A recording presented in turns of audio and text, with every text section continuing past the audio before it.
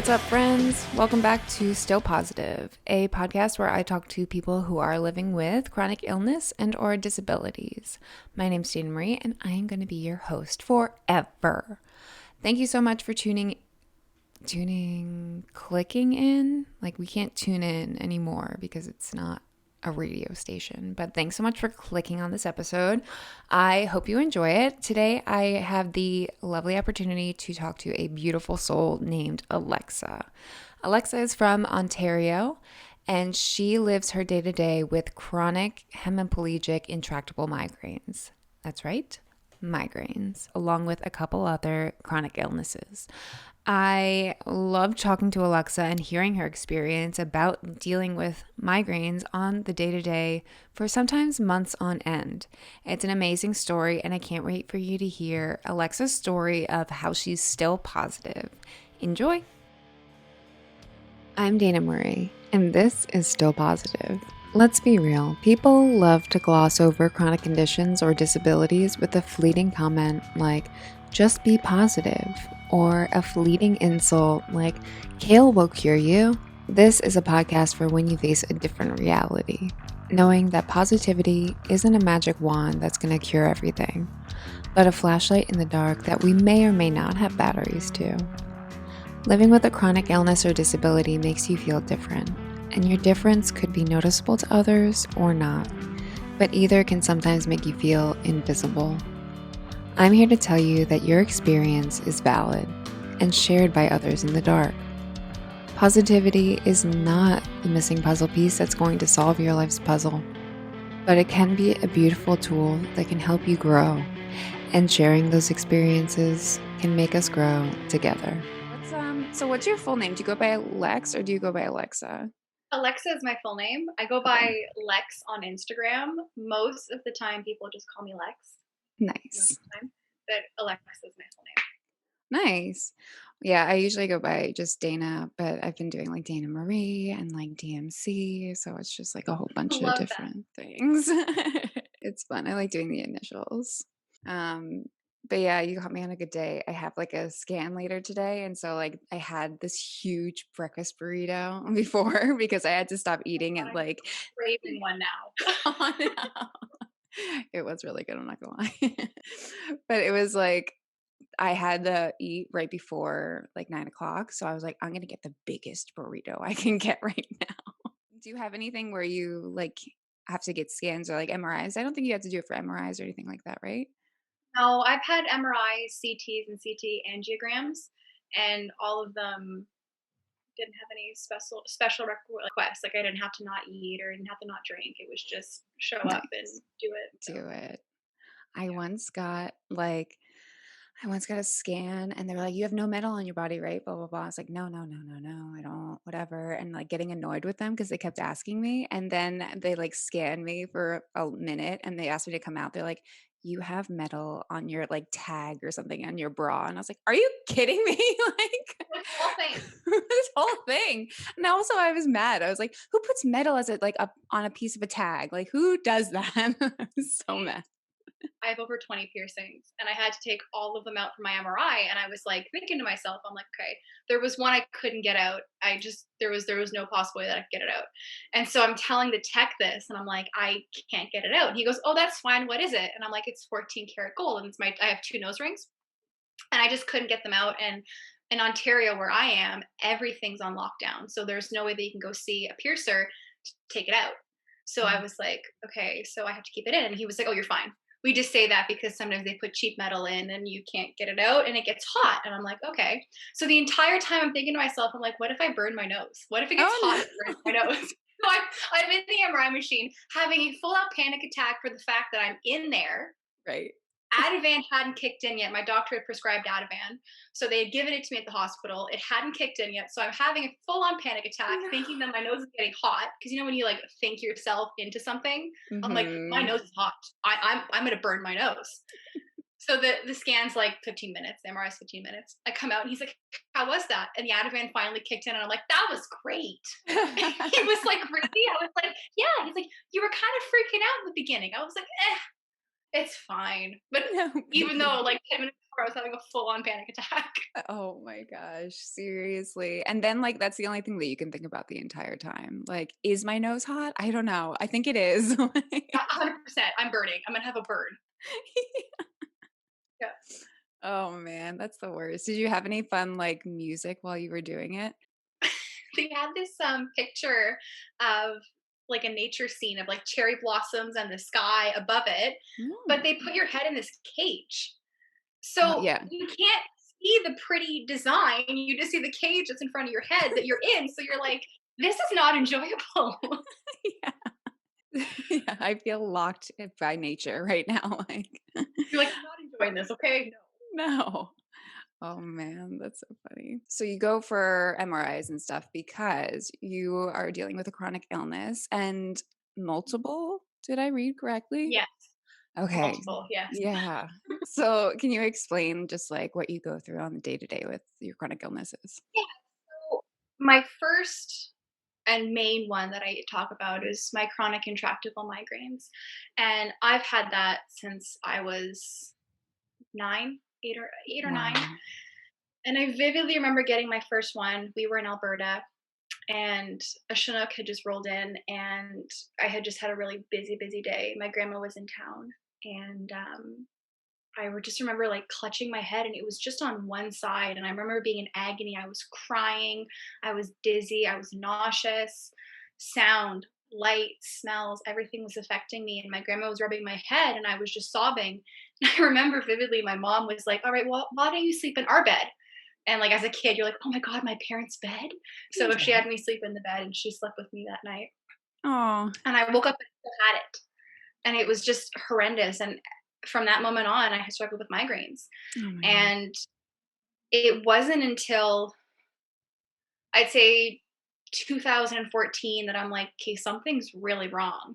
Because I had brought it up to my doctors and they had put me on different medications and preventatives and have some abortives. But I was saying, like, this is affecting me. Like, this is more frequent than it was back in, '04 or '05. Mm. And so she's like, okay, well, let's do some testing. And that's when it began. I began all my testing and stuff. And fast forward to this year, or sorry, 2020, I had a TIA, which is a transient ischemic attack. And that's when a blood vessel had ruptured at the base of my neck. Oh my gosh. And at that time, the doctor that I had, because we had lived in Halifax, I've moved a lot, just needs to put that out there. Yeah. GP that I had there never believed me in my migraines, even though it was detailed in my report from my GP in Ontario. Mm. And he didn't believe me, and I had the TIA, and then he finally believed me. But he didn't want to refer me to a neurologist because he was like, I can take care of you. Oh, now. Now you Now want you to, can. right? And it was the on-call doctor who was like, I actually golf with this neurologist. Let me put in a little word in edgewise. And I was like, okay. And 3 days later, I had a neurologist, and a week later, I had an appointment.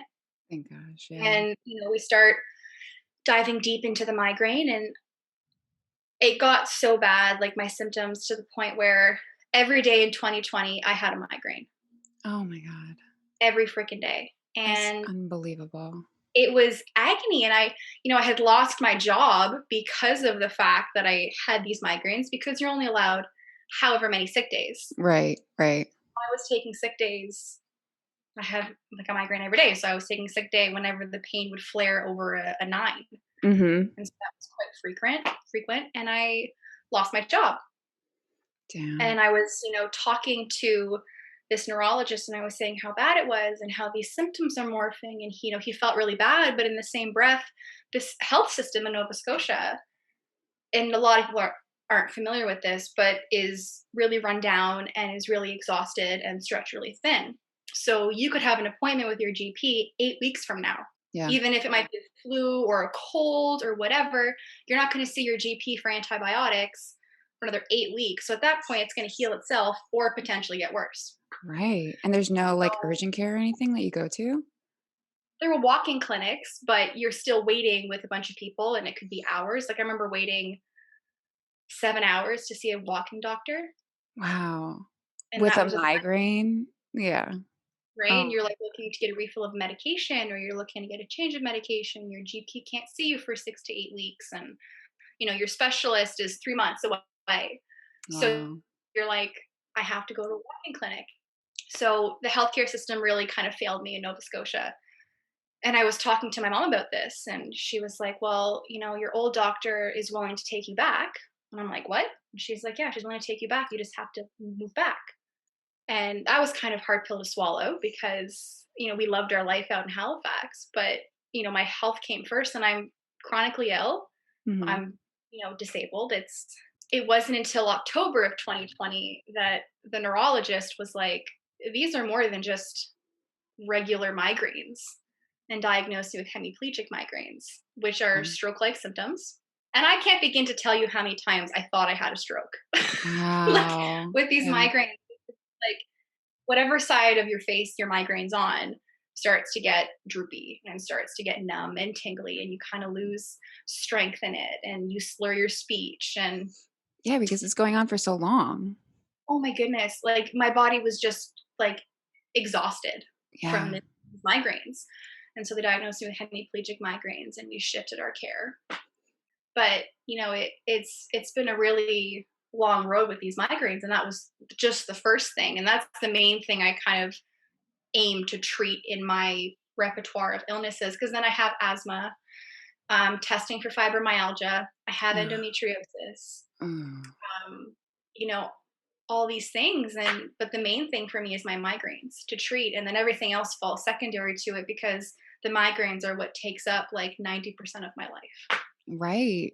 And your body is probably so focused on what's happening in your migraines that it can't focus on any of the other issues that you may be having, you know? It's just like, No, like this is the worst. Like, I can't get out of here, you know? 100%. And like, when they brought up my endo, I met with my specialist on January 4th, and they were like, "How was your period?" And I was like, "Oh, it's brutal, but whatever." And they're like, "What do you mean brutal?" And I explained the symptoms, and how heavy it is, and the clots, and just the sheer pain all over my body, not Mhm. just my uterus. And like the pain that comes with everything that endo comes with. Mhm. And she was like, "Well, that's not normal." And I'm like, "Well, I know it's not normal because I had seen this specialist before we moved to Halifax." And Okay. so she was familiar. And I said, "But I can't focus on it. Like, yes, it's deteriorating my mental health, but it's not at the forefront because the forefront is my migraines. They take up, like, it's my head. Of course, that's what I'm focusing on." And so, like, what does your doctor say about like the future of your headaches? Like, have they've come to this synopsis and they have a treatment course for you, but do they say like there's this much amount of time you have to be on this and then we feel like it should be cured at this point? Or is it just like we're gonna continue to treat you until we figure something else out? So it's essentially treating me to make me comfortable. Okay. There's no real cure for a migraine. And especially when it's something like mine where it so happens to be my life. So essentially, there is no cure, but we're going to make me comfortable and try our best to reduce the migraines. And that's about it. Like, so far, we haven't reduced them at all. So far, they're Mhm. just every day. There's a flare every day that associates with it. And it's just a matter of making comfortable. So that's pain meds, that's abortive meds, that's some preventative treatments like my Botox, but there's no cure. Botox is like a cure for like a symptom seducer? Like, what does it do for your So Botox itself kind of targets where migraines or where the stress of the migraines are.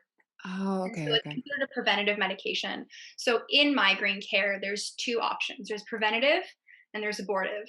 And Mhm, so preventative kind of, its job is to like protect you from getting the migraines, mm, and the abortive is to stop the migraine in its tracks. When you've tried as many abortives and preventatives as I have, you don't really notice a relief anymore with abortives. mm, Preventatives, I had been through so many, and there are specialized ones like with any chronic illness.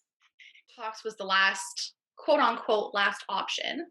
And essentially, it's supposed to reduce the amount that I get and reduce the pain intensity. That's the goal of it, and relax the muscles that are, like, for instance, my jaw. I always clench my jaw. in pain. I'm in pain all the time. So my jaw is rock hard. My masseter muscles are, Mm. you can knock on them, they're that hard. Yeah. So supposed to relax my muscles and give me some relief. So I'm like, I mhm. cannot even put myself in your shoes. That is such a tough day to day. And like, I just wonder, like, what do you do in order to like suppress on your own? Like, besides, because you said like once you take so many pain suppressants, like that's sort of it. Like, that's all you can do. And once they wear off, like you have to wait a certain amount of time, but like they start wearing off before that time is up. And you're just like, Thank you. oh, I need another. Really, doctors don't believe that. And you're like, no, no, it doesn't last 8 hours. It No. lasts 4. Yes. Yeah, exactly. And then you're like, I had to wait 4 more freaking hours and I'm like in such pain right now. But what do you do? So like, do you have some sort of like coping mechanisms that like really have you found that have sort of suppressed on your own? Like, or do you just wait until that 4 hours is up? Sometimes I wait for that extra hours to, wrap up. But in Canada, weed is legal, marijuana is legal. I still have a medical marijuana license, and I use, it sounds TMI, but suppositories because it gets to your system actually faster than you're smoking or ingesting it, right? Okay, It yeah. reaches your system faster. So I usually use high CBD, low THC, and that's not going to interfere with any medication, so I can take that.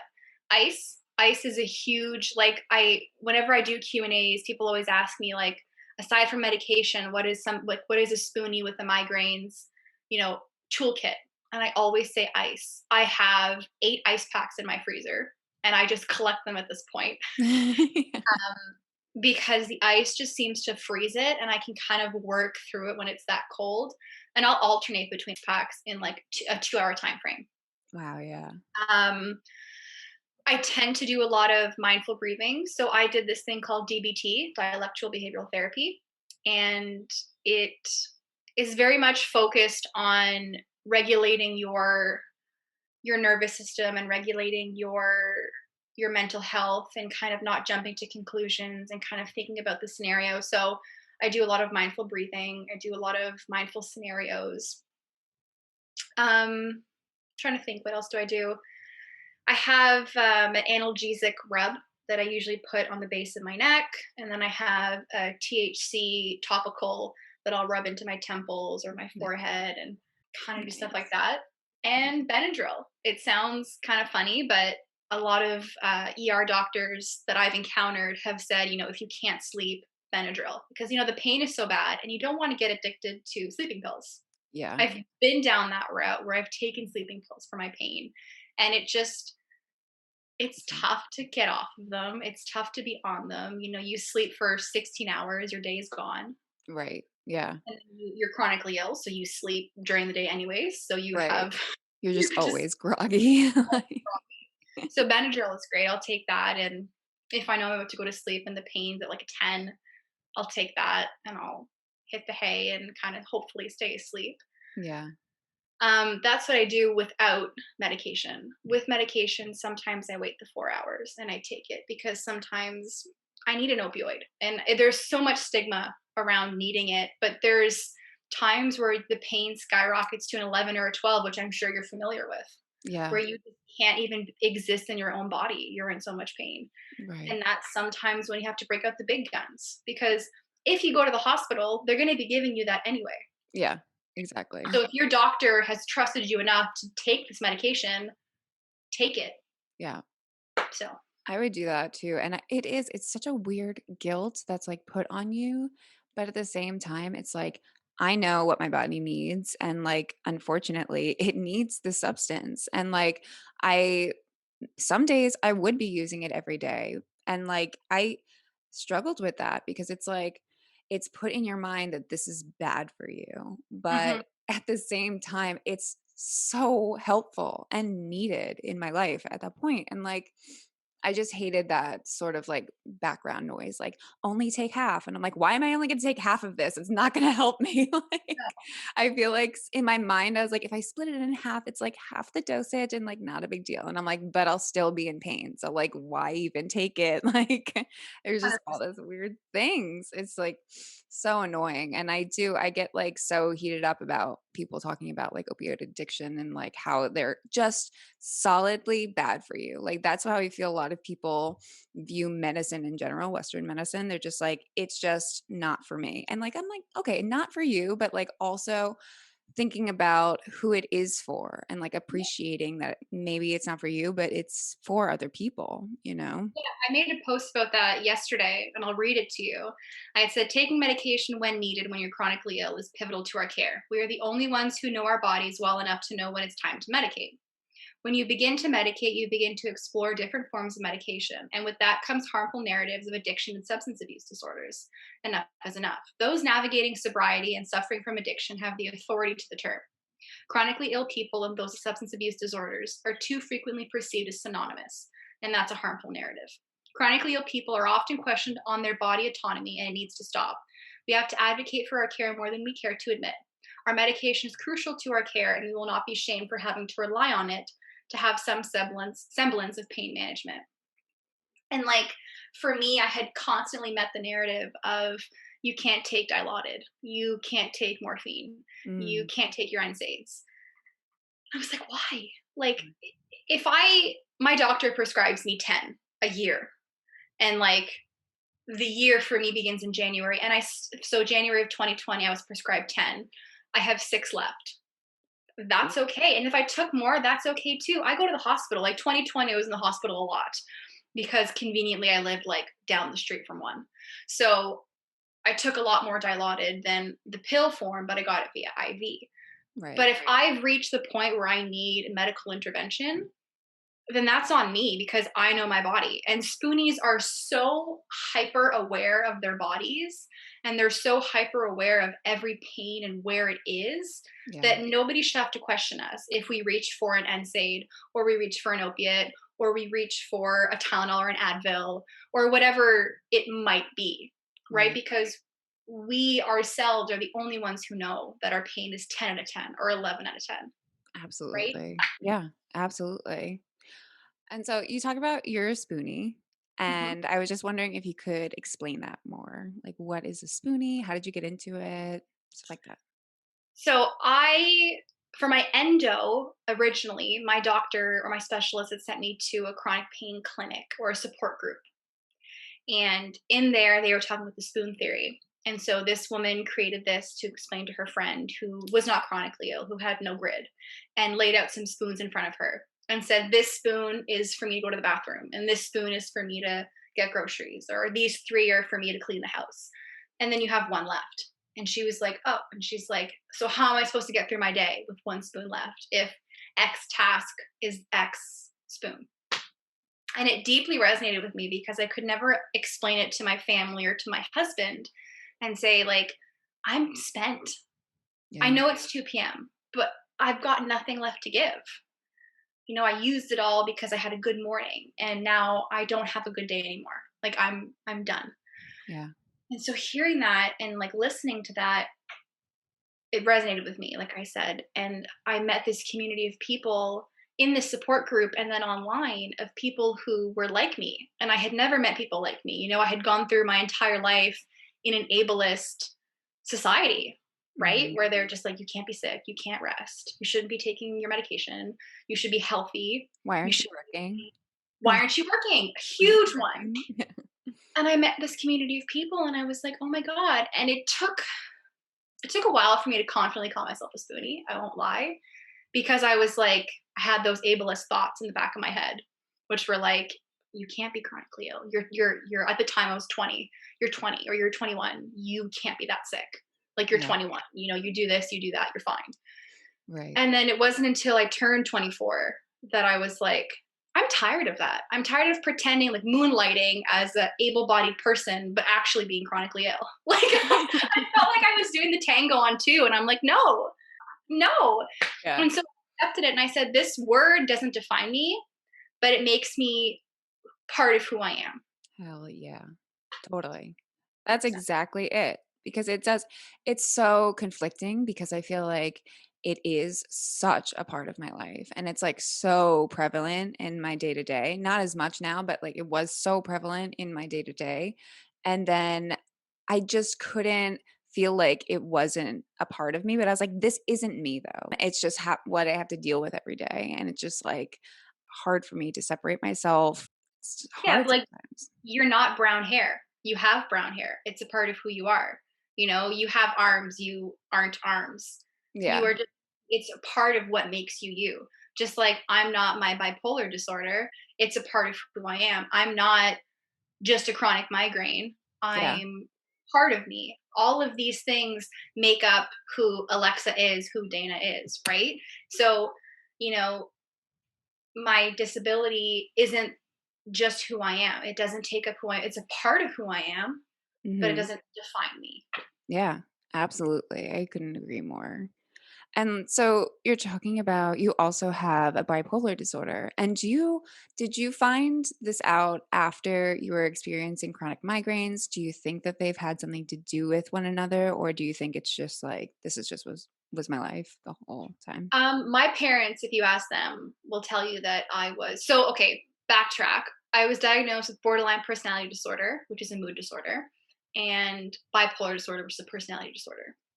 So if you ask my parents, they will tell you that I was always a very dramatic kid. I was very moody. I was up one day and then a couple minutes later I was down, like deep down. And it was like that. And I noticed something was up, went to therapy for it, thought nothing of it. And it wasn't until I had this episode where I was like suicidal and I was in a really dark spot. And they referred me to the mental hospital in Halifax. They monitored me for about 3 to 5 months and they gave me the diagnosis. And it wasn't necessarily a shock, it was more of a comfort thing. I was like, okay, that makes sense. That explains, like, when you hear about it, manic episodes, I'm like, oh, yeah, I have those. Yeah, Yeah. I do that. That's me. I do that. The depression. Okay, yeah, no, 100%. It's not because I could never understand why, antidepressants wouldn't always work.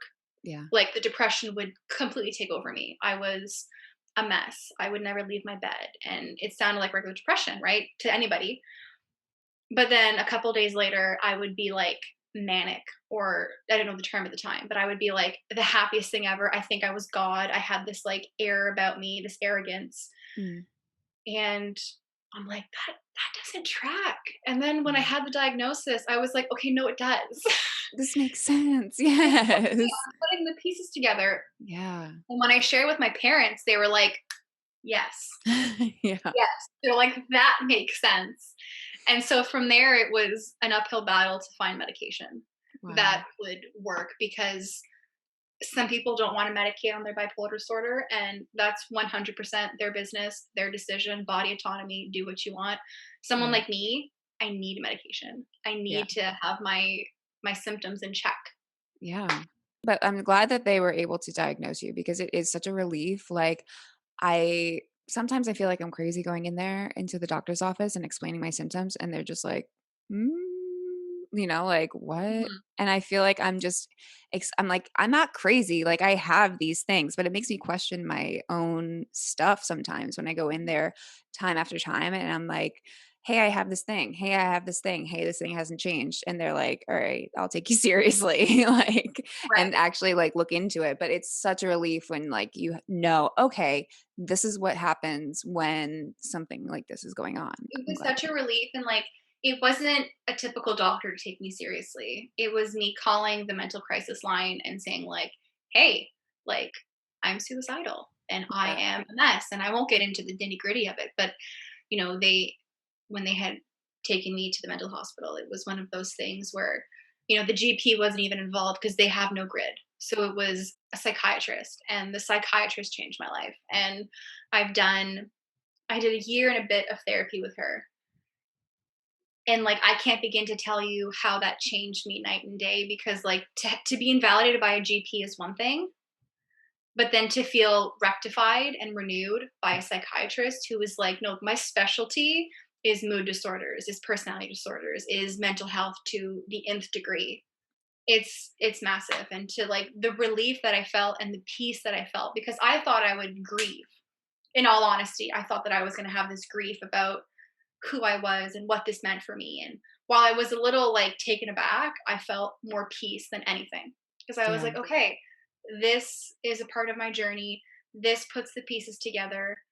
I am not my diagnosis, once again, to come back to that. It's a part of who I am. And it's been a roller coaster because bipolar disorder is never easy, Right. but it's been a fantastic journey of growth, of healing, of boundaries.